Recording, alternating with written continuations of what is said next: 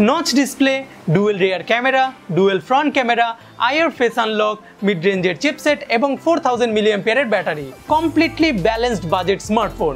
Hello viewers, আমি হিমেল আর আপনারা দেখছেন আর্টেক। আজকের ভিডিওতে কথা বলবো Redmi Note 6 Pro নিয়ে, জানবো গতবারে Redmi Note 5 Pro বা AI থেকে কতটা পারফেক্ট আপগ্রেডেশন এটি। সো আই হোপ সবাই সাথেই থাকবেন।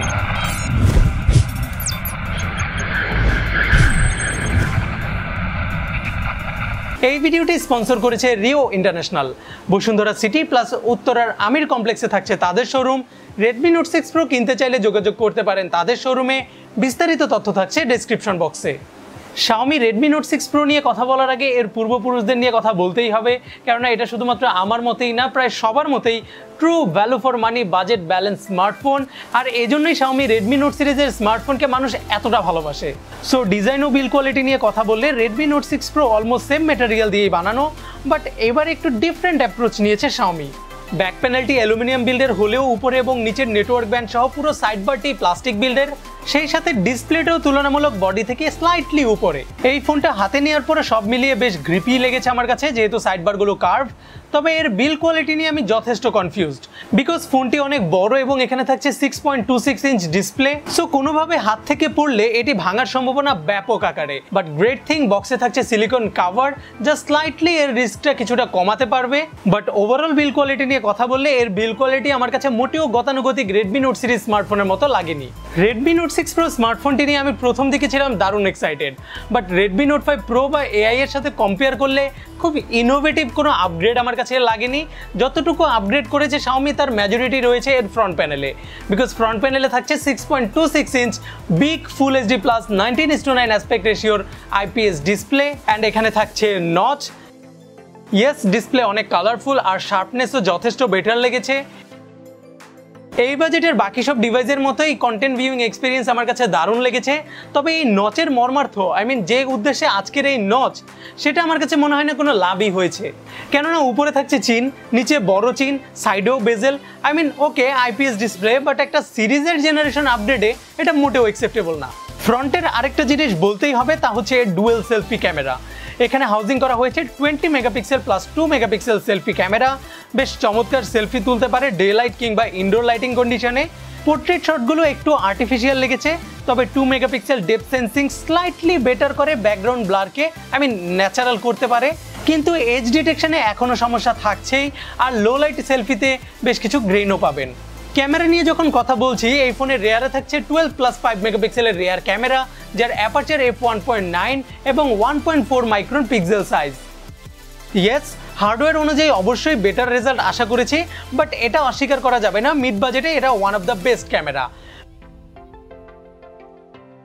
ভিডিও করা গেছে ফুল HD রেজুলেশন 30 FPS এ, এবং gyro based AIS better result দিয়েছে।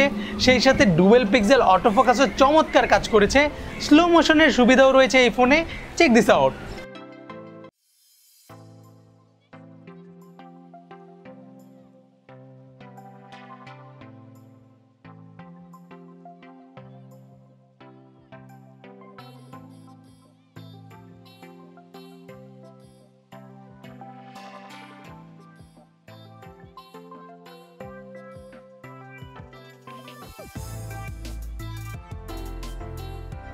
মিড বাজেটের এই ফোনটি গণমানুষের জাতীয় ফোন না হলেও এই বাজেটে হয়তো Xiaomiর নতুন জাতীয় চিপসেট হতে যাচ্ছে স্ন্যাপড্রাগন 636।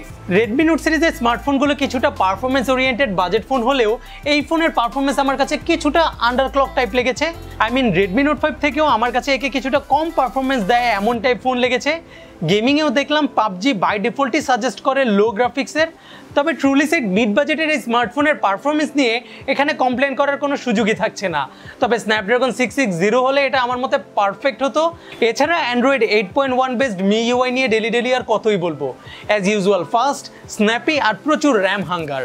কোনো অ্যাপ্লিকেশন ইউজ না করলেও 2.2 জিবির মতো খালি থাকে আমার 4 জিবির ভেরিয়েন্টে, আর 3 জিবি ভেরিয়েন্টে খালি থাকে সর্বমোটে 1 জিবির মতো র্যাম।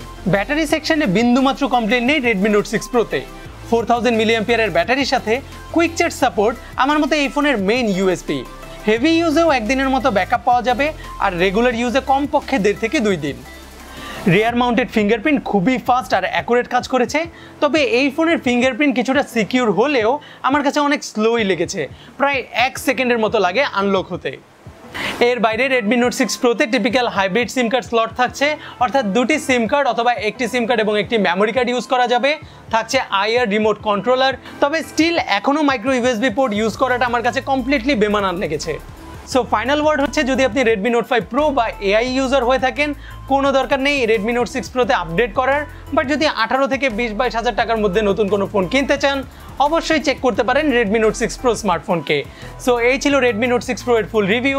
ভিডিওটি ভালো লেগে থাকলে লাইক করুন, কমেন্টে জানিয়ে দিন আপনার অপিনিয়ন, আমাদের চ্যানেলকে সাবস্ক্রাইব করুন। You can see my condition.